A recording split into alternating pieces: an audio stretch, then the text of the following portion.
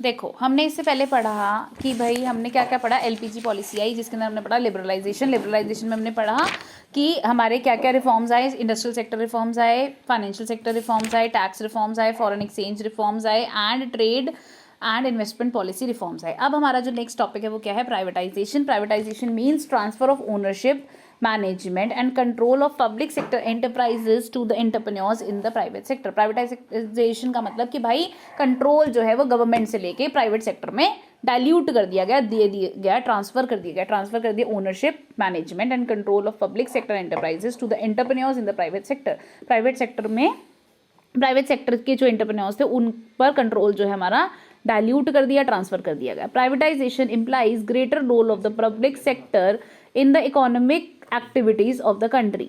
वो कहता है प्राइवेटाइजेशन इंप्लाई करता है greater role of private sector का ज्यादा role in the economic activities of the country. हमारी economic activities in the privatisation implies greater role of the private sector in the economic activities of the country. Over the years Indian government has diluted, government ने क्या क्या dilute किया अपना stake मतलब अपना share, government ने कौन कौन सी कंपनीज का डाइल्यूट किया, जो है वो डिस्ट्रीब्यूट किया, कौन आईपीसीएल का, IBP, Maruti Udyog etcetera. Privatisation can be done in 2 ways, 2 तरीके से प्राइवेटाइजेशन करी जा सकती है। एक तो ट्रांसफर ऑफ ओनरशिप, अपनी ओनरशिप ट्रांसफर कर दिया, and management of public sector companies from government to the private sector, की ओनरशिप जो है वो ट्रांसफर कर दिया, मैनेजमेंट ऑफ पब्लिक सेक्टर जो है वो ट्रांसफर कर दी गवर्नमेंट से लेकर प्राइवेट सेक्टर में। या फिर privatisation of the public sector undertakings by selling off part of the equity of PSUs to the public, this process is known as disinvestment. देखो 2 तरीके की प्राइवेटाइजेशन होती है, 2 तरीके से प्राइवेटाइजेशन होती है। जैसे अभी तुमने देखा होगा यहाँ पे बिजली वो होते हैं ना, मीटर चेक करने वाले आते हैं, जो वो क्या है कि गवर्नमेंट ने क्या कर रखा है, वैसे बिजली बोर्ड जो है वो गवर्नमेंट के हाथ में है, पर उन्होंने क्या कर दिया, एक थोड़ा सा ये बोल दिया कि ओनरशिप थोड़ी सी दे दी कि भाई इतना काम आपको क्या, उन्होंने जो मीटर बिजली के बिल चेक करने वाला बंदा था या फिर जो बिल निकाल के दे रहे हैं वो प्राइवेट हैंड्स में दे दिया। तो वो बेसिकली क्या है, वो उन्होंने अपने थोड़ा सा ट्रांसफर ऑफ ओनरशिप कर दिया और अपनी पब्लिक सेक्टर कंपनीज में से थोड़े सी मैनेजमेंट का पोर्शन पब्लिक सेक्टर में ट्रांसफर कर दिया, प्राइवेट सेक्टर में ट्रांसफर कर दिया, तो इसको बोलते हैं ट्रांसफर ऑफ ओनरशिप। एक होता है privatisation of the public sector का मतलब कि डिसइन्वेस्टमेंट की तरीके से होता है। उसके अंदर क्या होता है, पूरा का पूरा पोर्शन ही, पूरा का पूरा सेक्टर ही क्या है, बेच देते हैं पब्लिक सेक्टर को, कोई भी खरीद ले आके, उसको डिसइन्वेस्टमेंट कहते हैं, जिसमें हम अपनी इक्विटी का पार्ट हम या फिर अपना कोई जो पूरा हिस्सा है, अंडरटेकिंग है, उसको सेल ऑफ कर देते हैं, उसे हम डिसइन्वेस्टमेंट बोलते हैं। तो 2 तरीके की हम प्राइवेटाइजेशन हो सकती है, एक तो ट्रांसफर ऑफ ओनरशिप के अंदर क्या होता है, हमने अपना कुछ मैनेजमेंट का काम, कुछ जगह पब्लिक सेक्टर की वो क्या कर दिया, हमने ट्रांसफर कर दी, मैनेजमेंट जो है वो और प्राइवेट सेक्टर वाले करेंगे। दूसरा क्या है, privatisation of the public sector undertaking bye selling off part of the equity of PSUs to the public, कि privatisation of the public sector जो पीएसयूज होती हैं उनका कुछ पोर्शन, कुछ इक्विटी का पोर्शन जो है वो हमने कहीं और प्राइवेट सेक्टर को बेच दिया, उसको हम डिसइन्वेस्टमेंट बोलते हैं। तो समझ में आया, 2 तरीके की प्राइवेटाइजेशन होती है, एक तो ट्रांसफर ऑफ ओनरशिप और दूसरा डिसइन्वेस्टमेंट। ट्रांसफर ऑफ ओनरशिप के अंदर हम सिर्फ मैनेजमेंट का अपना पोर्शन जो है वो मैनेज करने के लिए प्राइवेट सेक्टर को बुलाते हैं, और डिसइन्वेस्टमेंट के अंदर हम अपना हिस्सा बेच देते हैं कि जो है वो प्राइवेट सेक्टर के हैंड्स में चला जाए, वो जैसे मर्जी चलाएं। बट प्राइवेट अगर हम ट्रांसफर ऑफ ओनरशिप करते हैं तो उसके अंदर वो सिर्फ हम मैनेज करने के लिए देते हैं उनको। A purpose of privatization was mainly to improve the financial discipline and facilitate modernization. Privatisation करने का मतलब क्या था, ज़रूरत क्या थी प्राइवेटाइजेशन करने की, सबसे पहला जो काम था वो फाइनेंशियल डिसिप्लिन था, कि फाइनेंशियल डिसिप्लिन मतलब पैसे जो हैं वो सही से यूज़ हों। पब्लिक सेक्टर वाले नहीं देखते थे, वो सोचते थे सरकार का पैसा, कोई दिक्कत नहीं है, कुछ नहीं हो रहा। ऐसे अभी भी तुम देखोगे कि आप एक पब्लिक सेक्टर एंटरप्राइज में जाओगे ना, वहाँ पर वो ये नहीं देखते स्टेशनरी वादू आ रही है, कोई बात नहीं, जितनी यूज़ हो रही है होने दो, है ना। वो कहते हैं कि पर जो प्राइवेट सेक्टर है ना वो पूरा ध्यान रखता है, एक छोटी छोटी चीज़ को वो एक इंटरनल कंट्रोल करता है कि भाई हर एक छोटी छोटी चीज़ जो है वो सही से होनी चाहिए, ठीक है। वो आपने प्रिंसिपल्स ऑफ मैनेजमेंट पढ़े बिजनेस स्टडीज़ में, तो उसमें वहाँ पे क्या बताया गया कि छोटे छोटे एफर्ट को भी वो देखते हैं कि भाई अगर मैंने एक सामान नीचे से उठा के ऊपर रखना है ना, तो वो ये भी देखते हैं कि मेरा मूवमेंट कैसे कम हो, ठीक है। वहाँ पे हाँ एक एम्प्लॉय को अच्छे से इंपॉर्टेंस दी जाती है, वो डिसिप्लिन क्रिएट करके रखते हैं कि भाई पैसा जो है वो फालतू वेस्ट नहीं हो, एंड फैसिलिटेट मॉडर्नाइजेशन, और मॉडर्नाइजेशन जो है वो करना चाहते हैं। It was also believed that the private capital and managerial capabilities will help in improving performance in the PSUs. वो कहता है इट वॉज ऑल्सो बिलीव्ड, ये भी बिलीव किया गया है that private capital and managerial Capitals will help in improving performance of PSUs, की जो भी ये आपकी प्राइवेट कैपिटल है और मैनेजरल कैपेबिलिटीज़ हैं, ये हमें हेल्प करती हैं कि हम पब्लिक सेक्टर यूनिट्स की परफॉर्मेंस को इम्प्रूव करें। देखो उसने बोला कि भाई जो हम प्राइवेटाइजेशन करने ये बिलीव किया गया है कि प्राइवेट कैपिटल और managerial capabilities will help in improving the performance of PSUs. मतलब जैसे अभी भी देखा जाए तो तुम्हारे को मैंने बहुत बार एग्जांपल दिया मेट्रो और रेलवे कि भाई अगर आप कोई भी सेक्टर को प्राइवेटाइज करते हो ना तो ये माना गया है कि भाई पब्लिक सेक्टर की यूनिट बहुत एफिशिएंटली प्राइवेट सेक्टर चला सकता है, ठीक है। तो वो कहता है कि इससे क्या होगा कि परफॉर्मेंस जो पीएसयू है, पीएसयू मतलब पब्लिक सेक्टर अंडरटेकिंग की जो यूनिट है वो अगर प्राइवेट हैंड्स में दे दी जाए तो वो क्या होगा, बहुत ज़्यादा उसकी एफिशिएंसी बढ़ेगी। जैसे फॉर एग्जांपल अगर आपके जियो या एयरटेल देख लो और बीएसएनएल देख लो, ठीक है। बीएसएनएल वालों ने अभी तक वो 2G सिग्नल भी प्रोवाइड करते हैं, ऐसा भी होता है 2G 3G सिग्नल प्रोवाइड कर रहे हैं और अब यहाँ हम 4G के ऊपर भी जाने को तैयार हो चुके हैं, ठीक है। तो वो यही बोल रहा है कि भाई ये माना गया है कि भाई जो आपका वो है प्राइवेट हैंड्स में, अगर आप प्राइवेट कैपिटल में दोगे और मैनेजरल कैपेबिलिटीज देखोगे उन लोगों की, तो वो क्या करते हैं, वो आपके पीएसयू की परफॉर्मेंस को बहुत ज़्यादा इंप्रूव कर सकते हैं। आगे तुम्हारे को ये बॉक्स में दिया हुआ है Navratna and mini Ratna. The government also made attempt to improve the efficiency of public sector undertaking by giving them autonomy in making managerial decision. वो कहता है गवर्नमेंट ने बहुत सारे अटेम्प्ट की, कोशिश करी कि वो अपनी एफिशिएंसी को इम्प्रूव कर पाए पब्लिक सेक्टर अंडरटेकिंग्स की, कि भाई वो मैनेजरल डिसीजंस खुद से लग सकें, उनको ऑटोनॉमी दी, उनको ऑटोनॉमी मींस फ्रीडम दी, ठीक है। गवर्नमेंट ने बहुत सारे अटेम्प्ट करे कि अपने पब्लिक सेक्टर अंडरटेकिंग की एफिशिएंसी को इंप्रूव करा जाए, लोगों को मैनेजरल डिसीजंस लेने के लिए खुद से फ्रीडम दी कि भाई वो खुद से डिसीजन ले, खुद से अपने आप को अपनी जो है अंडरटेकिंग को बढ़ाने के लिए कोशिश करें। तो for instance some PSUs have been granted special status as Navratna and mini Ratna. और कुछ जो पब्लिक सेक्टर अंडरटेकिंग्स हैं उनको स्पेशल स्टेटस देने के लिए उन्होंने क्या करा, उन्होंने अपनी अंडरटेकिंग्स को नाम दिया नवरत्न और मिनी रत्न, ठीक है। In order to infuse professionalism, उनके अंदर प्रोफेशनलिज्म लाने के लिए, enable PSUs to compete more efficiently in the liberalised global environment and governments started giving granting Navratna status to the PSUs. वो कहता है कि वो प्रोफेशनलिज्म, अगर उनको उनका स्टेटस बढ़ाने के लिए उन्होंने उनको नवरत्न के नाम से मतलब बोला गया कि भाई ये कंपनीज जो हमारी नवरत्न हैं उनको, कि भाई उनके अंदर और ज़्यादा प्रोफेशनलिज्म आए, कि भाई वही है ना कि स्टेटस दे दिया एक, ठीक है। जैसे आप कोई बोलोगे कि इंटरनल मोटिवेशन देने के लिए कंपनीज को क्या दिया, एक नाम दे दिया नवरत्न, सो दैट कि वो प्रोफेशनलिज्म आए उनके अंदर और पीएसयूज जो है वो भी कम्पीट करने के लिए, मतलब एफिशिएंटली कम्पीट करने के लिए तैयार हो पाए इन द लिबरलाइज्ड ग्लोबल एनवायरनमेंट, कि अब जो हमारा लिबरलाइज्ड ग्लोबल एनवायरनमेंट है वो कम्पीट कर पाए उसके अंदर। Government started granting Navratna status to the PSUs. they were given greater managerial and operational autonomy, उनको मैनेजरियल एंड ऑपरेशनल ऑटोनॉमी दी गई। मैनेजरियल मतलब कि भाई आप खुद से डिसीजन ले सकते हो, एज अ मैनेजर आप सारा काम खुद कर सकते हो। ऑपरेशनल ऑटोनॉमी दी कि भाई आप अपना ऑपरेशंस जो है वो खुद संभाल सकते हो in taking various decisions to run the company efficiently and to increase their profit, कि भाई उनको बोला गया कि आप खुद से, आपके पास फ्रीडम है कि आपने कैसे भी डिसीजन लेने हैं, ऑपरेशन कैसे करना है, आपने मैनेजर डिसीजन जो भी लेने हैं वो आपके हाथ में है, आपको किसी से पूछने की जरूरत नहीं, आप खुद से लो, ठीक है। The granting of Navratna status resulted in better performance of these companies, और नवरत्न स्टेटस देने के बाद ये कंपनीज ने अच्छा परफॉर्मेंस भी दिया। Apart from this other profit making enterprises were granted greater operational financial and managerial autonomy and they were referred as mini Ratna. अब इसके बाद भी कुछ प्रॉफिट एंड मेकिंग एंटरप्राइजेस को मिनी रत्न का नाम दिया, सो दैट कि वो खुद से अपने financial, operational and managerial autonomy दी गई उनको, कि भाई वो भी जो हैं ग्रेटर एफिशिएंसी शो करे। As on 13 September 2017 there are 8 Maharatna थे, 16 नवरत्न थे और 74 मिनी रत्न थे। ये आपको नंबर्स याद रखने हैं कि 13 जो डाटा गिवन है 13 सितंबर 2017 को हमारे पास कितने, हमारे कंट्री में कितने महारत्न थे, 8, नवरत्न 16 एंड मिनी रत्न 74। नेक्स्ट है आपका नेक्स्ट एलिमेंट हमारा जो हमारी लिबरलाइजेशन पॉलिसीज या जो हमारे रिफॉर्म्स आए, उसके बाद हमारा नेक्स्ट टॉपिक है ग्लोबलाइजेशन।